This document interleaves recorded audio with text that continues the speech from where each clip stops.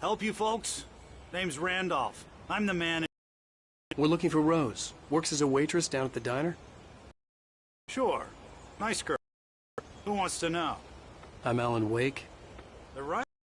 I heard on the radio you were visiting. Well, I'll show you her trailer. That Rose, she's a nice girl. Always pays her rent on time. As I was saying, Al, I found all sorts of weird stuff from the local newspaper's archives. This place is crazy. Disappearances, mysterious deaths, urban legends come true, and get this, most of this stuff takes place around Cauldron Lake. Well, you ain't wrong, mister.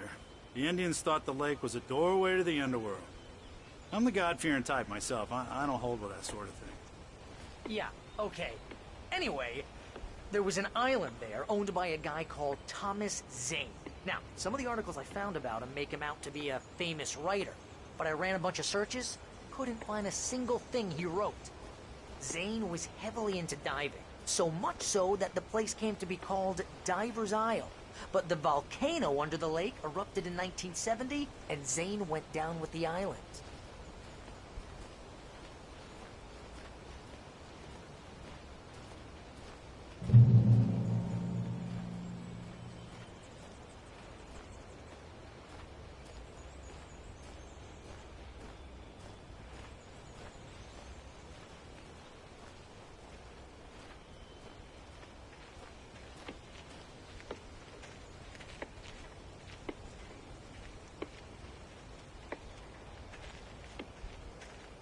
Yeah, how about that?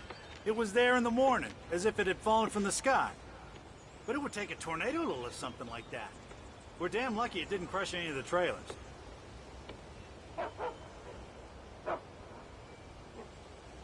Come on, mister. I'll take you to Rose's trailer.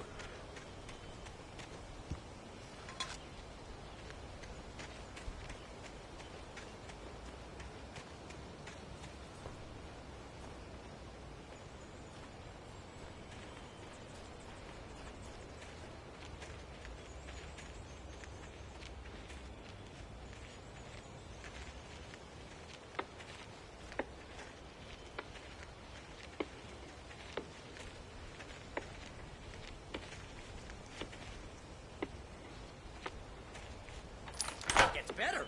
A local girl, Barbara Jagger, drowned in Cauldron Lake just a week earlier. They were lovers. Sure, Jagger's a local spook store. The Scratching Hag. Comes for you in the dark. Childish stuff like that. Anyway, Al, I'm just getting to the best part.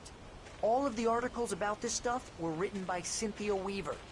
I asked around, and she's that crazy bag lady you met.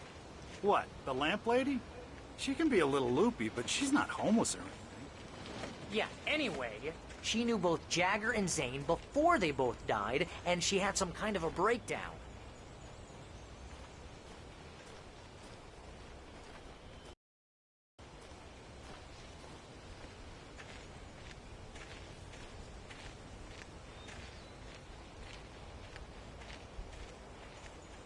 Well, mister, this here's Rose's trailer. You mind me asking what you want with her? We're just here to talk to her, pal.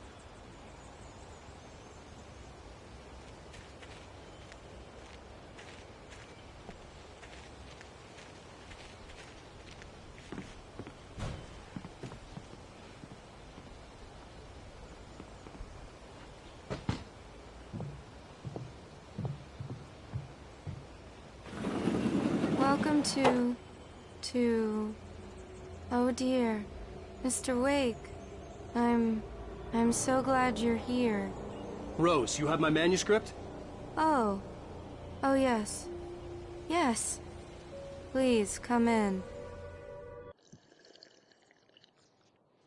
Hey, this is really good. Rose. Yes. My manuscript. I really need it. I understand.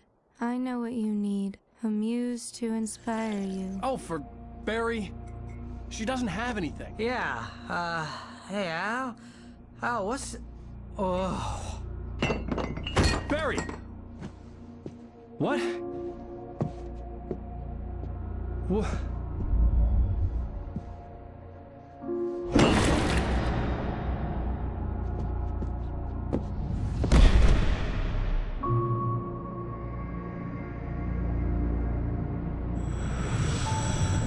It's coming for you, hiding in my barber's skin.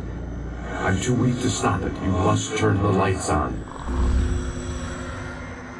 I promised I'd come visit you and your lovely wife.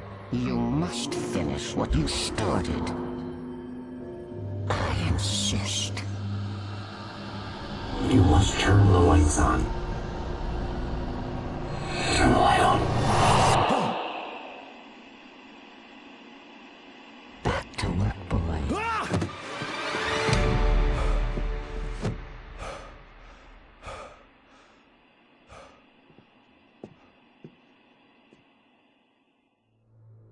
I felt nauseous, hungover. Only anger kept me going. I can't tell reality from dream anymore, but it seems I have an imaginary editor to help me. She's an old woman in a funeral dress. I call her Barbara Jagger. She's very strict. I'm writing faster and faster. My manuscript is being heavily revised. The edits are getting very aggressive, and each day there's less of me and more of her. I hate it, but I know she's right. She promises me I can save Alice this way. She knows more of this than I do. About the complex incantation I'm attempting. About this place. She's worked with another writer under similar circumstances, Thomas Zane. The genre of the story seems to be shifting. It's turning into a horror story. I'm getting close. I can feel it.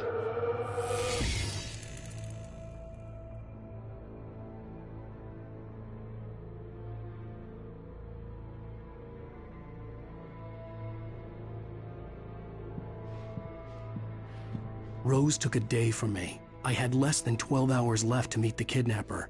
All I could do was get Barry into the car, work something out once I got on the road. Barry was out of it. He was way too heavy to carry. You're right. I deserve more money. I'm so handsome. Welcome to the Oh Dear Diner. What can I get you today? Coffee? I couldn't work up much hate for Rose. Something had used her to get to me and left its mark. First refill is free. Milk and sugar on the counter there. Would you like to hear today's specials? Thank you. A nice day. Come back soon.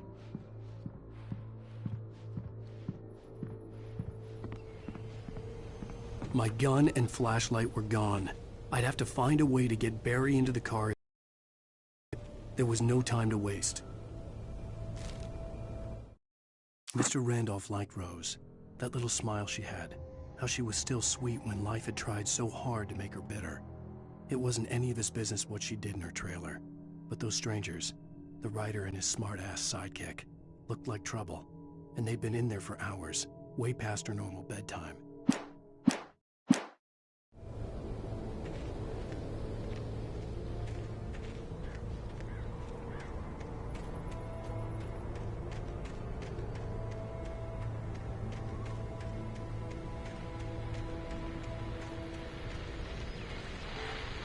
I just stepped outside to catch a breath of fresh air. Let me tell you, the weather's getting heavy. Nights like this make me especially glad I'm here talking to you and not home in bed. Once the weather takes a turn like this, I can't sleep at all.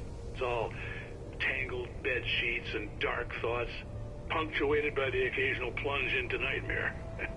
Is it just me? Well, perhaps it is. But I hope I can make the night a little bit easier to get through. Caller, you're on KBF FM. Hey, it's Walt Snyder. What's on your mind, Walt? Well, I ain't the way you are, but, I can't sleep either, you know? I just been staring out the window here, trying to make sense of it all, but, I ain't been drinking either, you know? Well, you sound like a man with a problem, Walt. I had argument with Danny. You know Danny, and, then I get in trouble with the law, you know, and, heard something like that, Walt. Yeah. Well, he's, Daddy's my best friend, and, they let me, bail today. And now I'm just alone here at the window, waiting. Man, and there's something in the air tonight, man. I was just outside looking up at the sky above our broadcast tower thinking the same thing. What are you waiting for, Walt? I don't know. Something's gonna happen. I think I better go. Well, Walt, maybe... No, thanks, Pat. Well, good luck to you, Walt. Hang in there. Let's take a little break, folks. This weather's really something else, huh? How can I be sure that you will walk away? Why do love and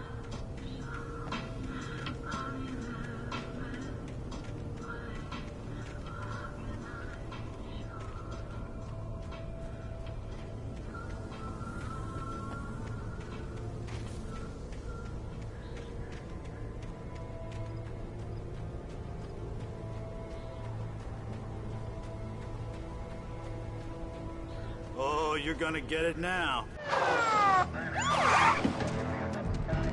God knows what you've done to that poor girl. This is Agent Nightingale, FBI! Get him up, Hemingway! You're under arrest! You move a muscle, I'll unload right in your goddamn face! Stay right where you are, Lane!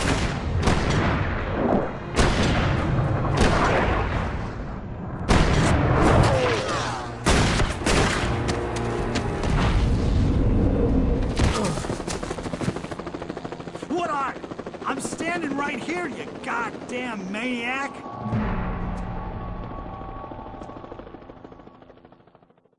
I hated to leave Barry behind, but there was no way I'd miss my appointment with the kidnapper. Give it up, Mr. Wade. Come on. Take it easy on him. Get away. Move it.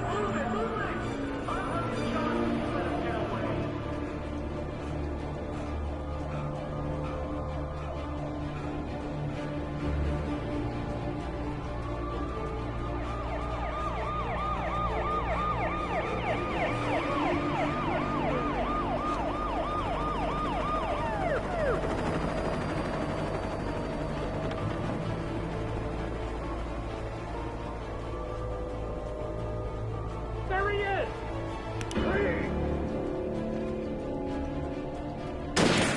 Keep your eyes peeled. He's gonna try to make it through here.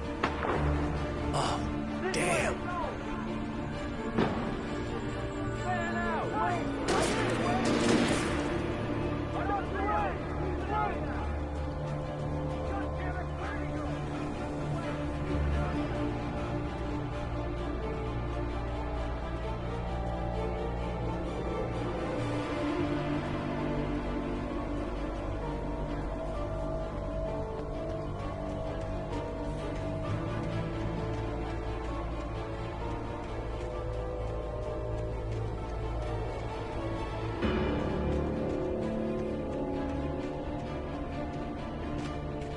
God! Come on, guys! We need to head him off!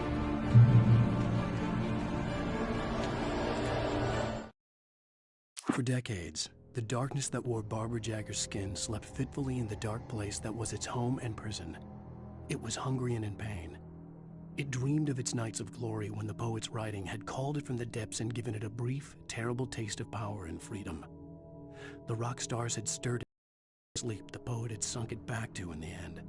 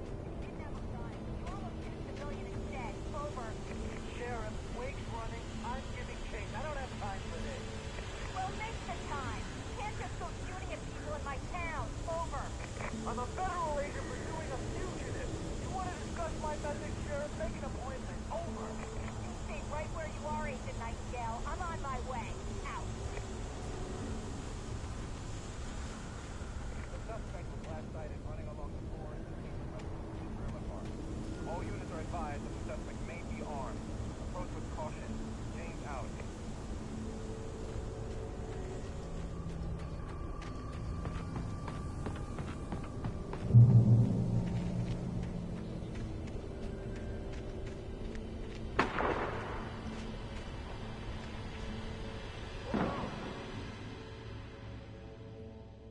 Search the area.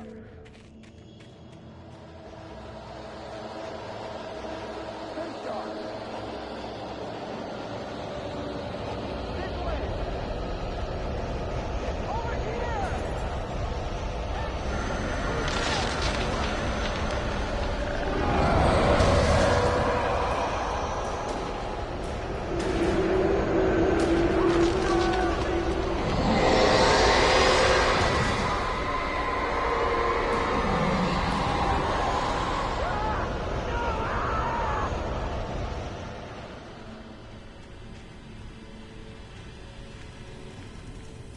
This horror was everywhere I went, circling me.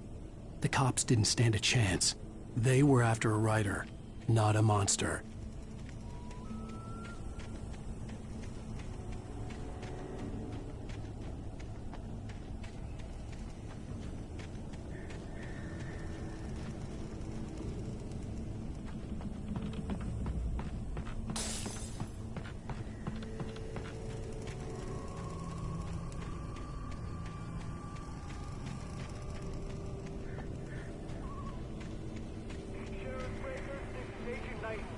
I've lost contact with most of the men you assigned to me.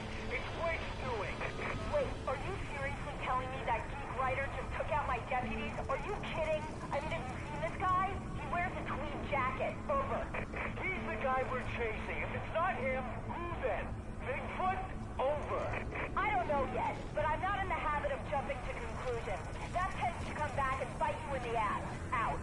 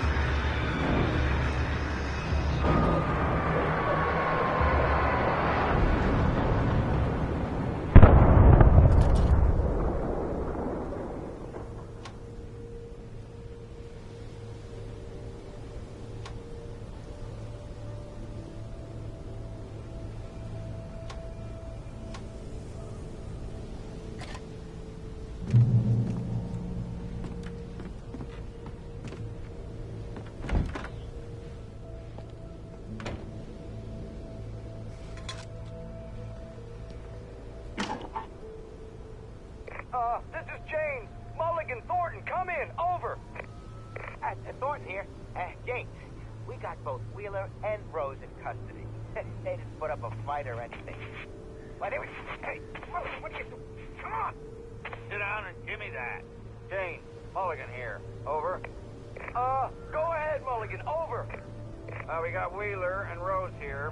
Wheeler's drunk or hopped up on something. Speaking of which, that Fed had a pretty distinctive whiff of Otis Scotch about him, if you know what I mean. Over. I don't have anything on that, Deputy Mulligan. Over. Well, whatever. Anyway, Rose is just being plain weird here. You better get Doc in to take a look at both. Over. Gotcha. You better get them here quickly. The, Fed's gonna want to interview Wheeler. Over. Oh, yeah, I'll bet it does. Looks like they have a lot in common. Mulligan out.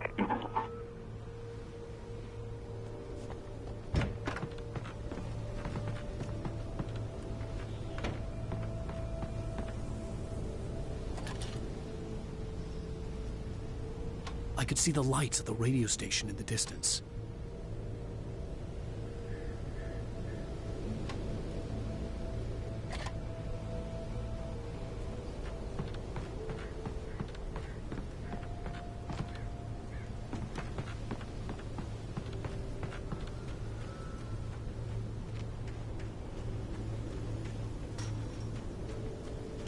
I imagined that the broadcast tower in the distance was part of the local radio station. Maine seemed like a decent guy. Perhaps he could give me directions to the coal mine.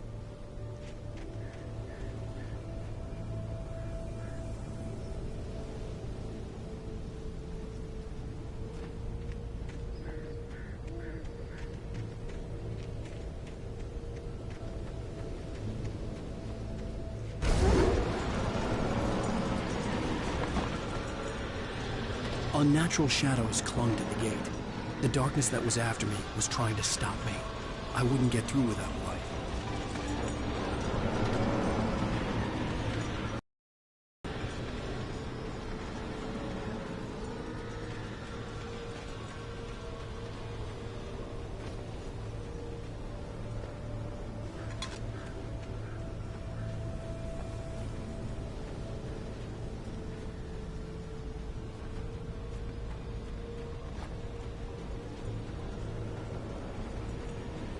There was no power to the searchlight.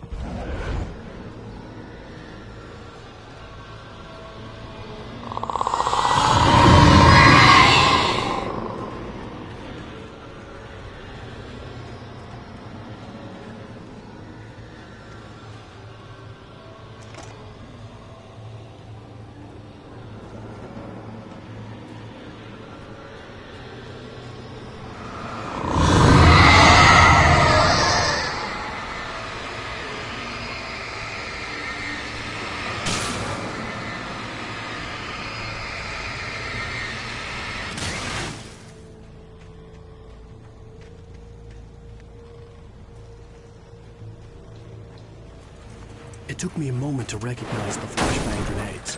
They were an ideal weapon for my situation. Team 1, come in. Over.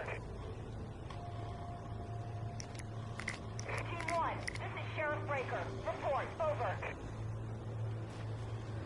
Team 2, come in. I need a report. Over. Come on, guys. Talk to me.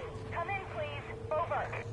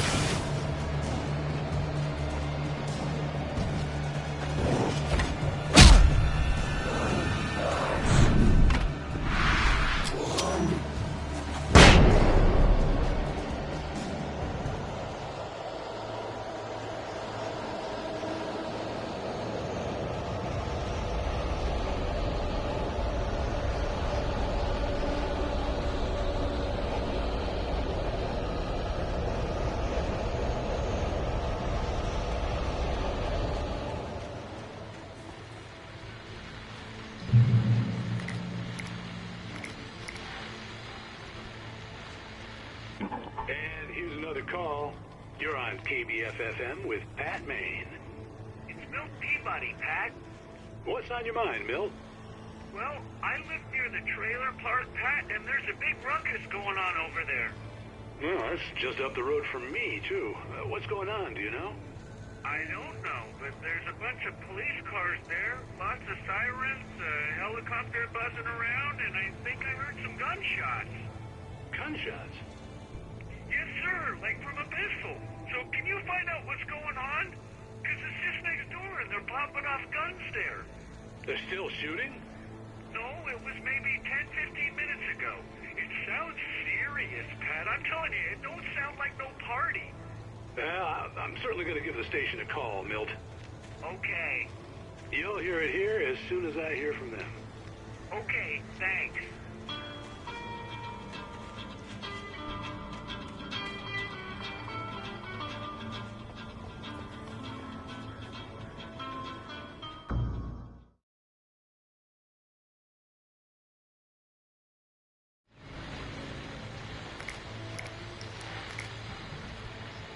And here's another call. You're on KBF-FM with Pat Maine. It's Milt Peabody, Pat. What's on your mind, Milt? Well, I live near the trailer park, Pat, and there's a big ruckus going on over there.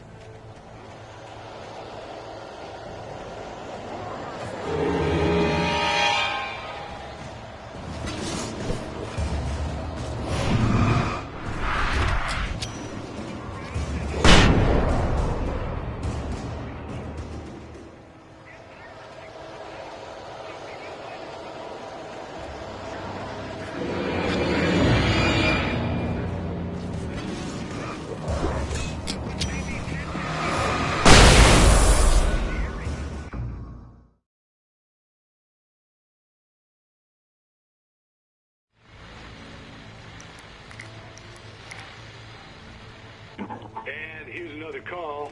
You're on KBF-FM with Pat Maine. It's Milt Peabody, Pat. What's on your mind, Milt?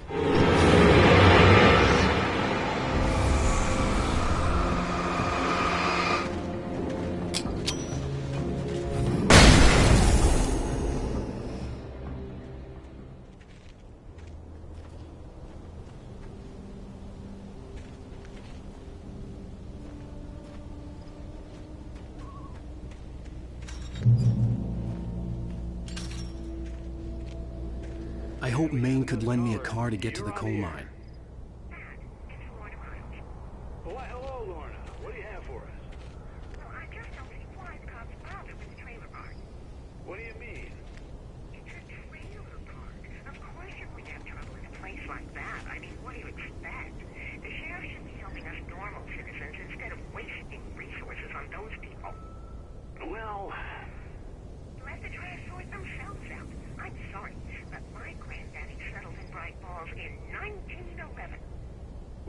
thank you very much for that compassionate viewpoint, Lorna.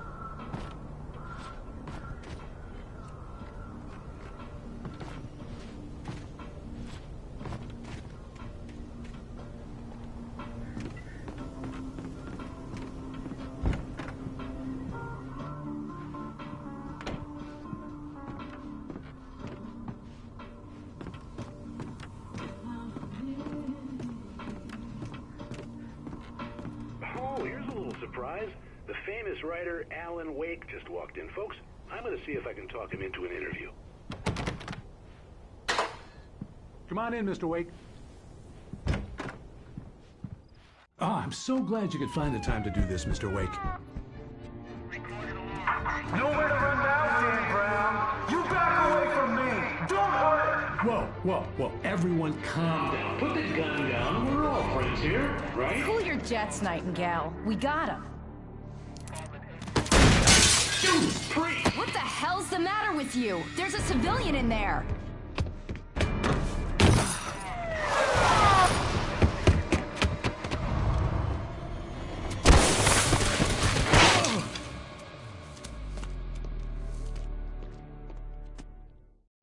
I'll get you yet, even if it kills me. You hear me? You hear me, H.P. Lovecraft? I had fallen off so many cliffs it was ridiculous. That's what you get for naming a book The Sudden Stop. It was probably good I hadn't had the chance to tell Maine where I was going. I'd have to lose the cops and find my own way to the mine. Nightingale stared through the broken studio window into the dark woods. He turned around, started to walk out, but Maine grabbed his arm.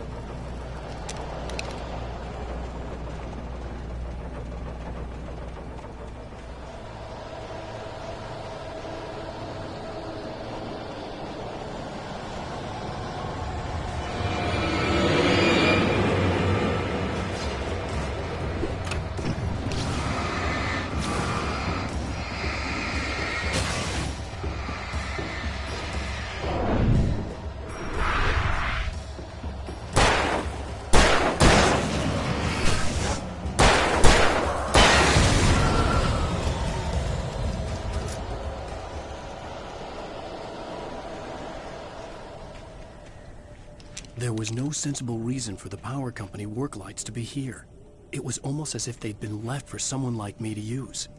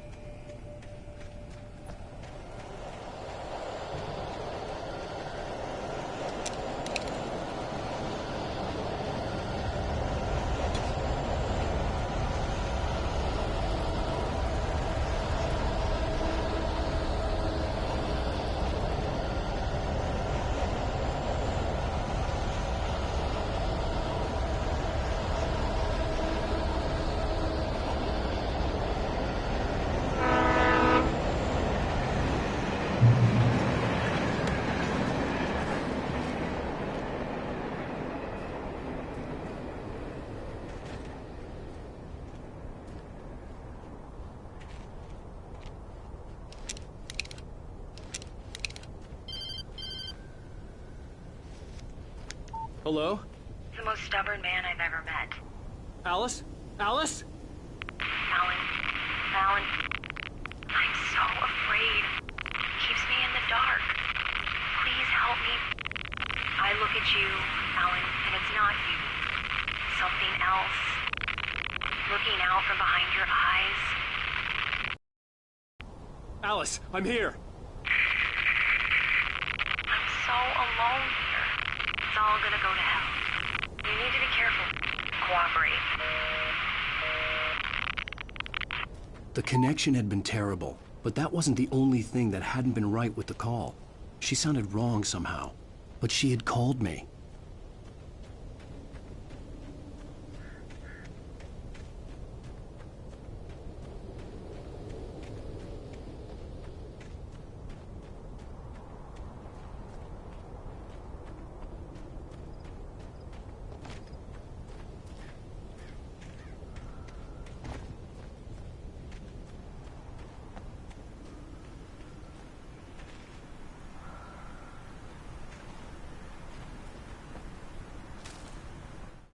The pipe wrenched itself loose from the bridge's steel framework. Wrapped in darkness, it floated in midair, twitching. For a moment, I didn't understand what I was looking at. The heavy object lurched at me with impossible force. I threw myself out of the way, but just barely.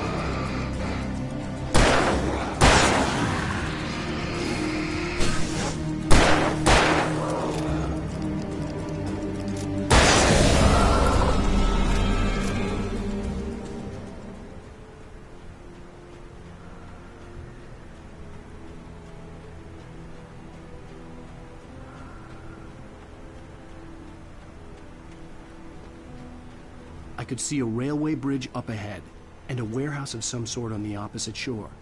I hoped I could find a car from there.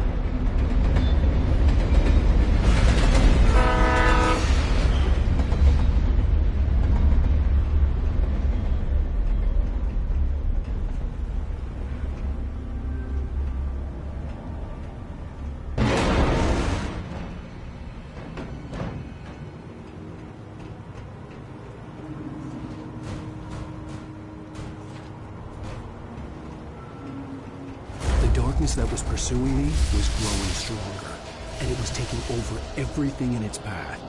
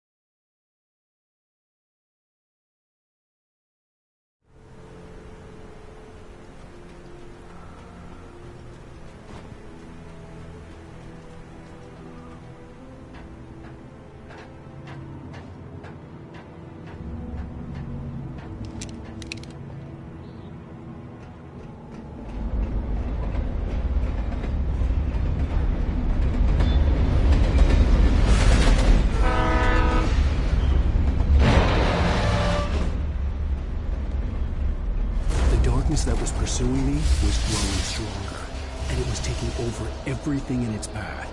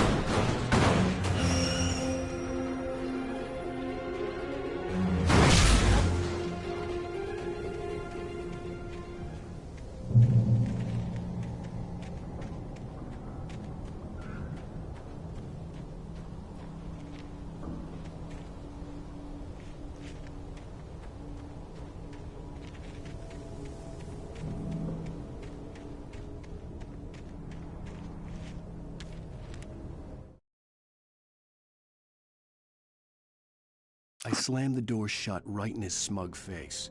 He pleaded for me to open the door. True to form, the asshole actually thought I would obey. I had no sympathy left, no guilt either, not for him. I took a moment to savor the scream. I bet I had a smile on my face.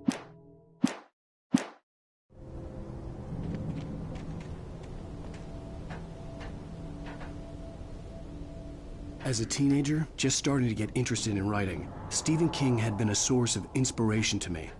I thought about all the inanimate objects that had come to life in his books. No one is safe in a good horror story. Certainly not the protagonist. That's what makes them fun. This was anything but. The darkness could possess anything, and it was getting closer.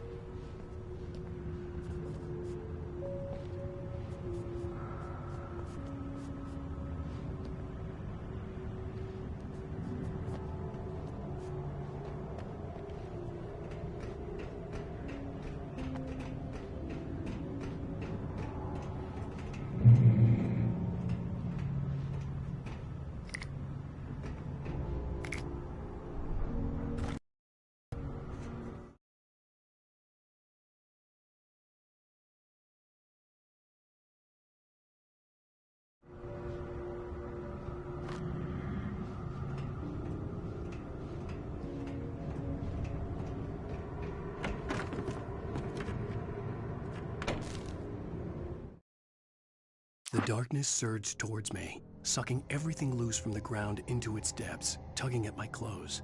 I saw the flare the kidnapper had dropped and threw myself towards it just as I felt my feet leave the ground. The darkness embraced me with the force of a tornado.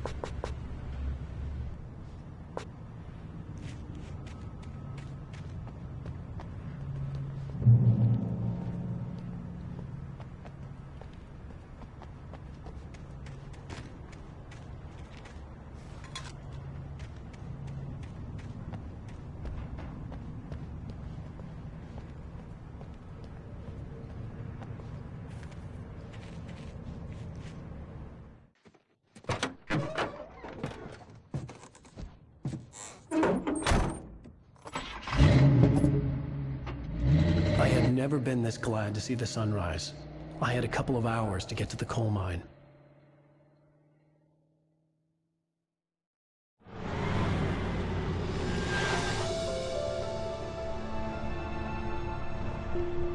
The coal mine wasn't far now.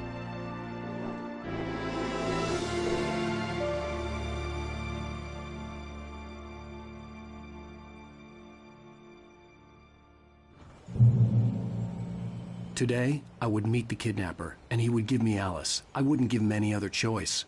A drowning man will clutch at a straw.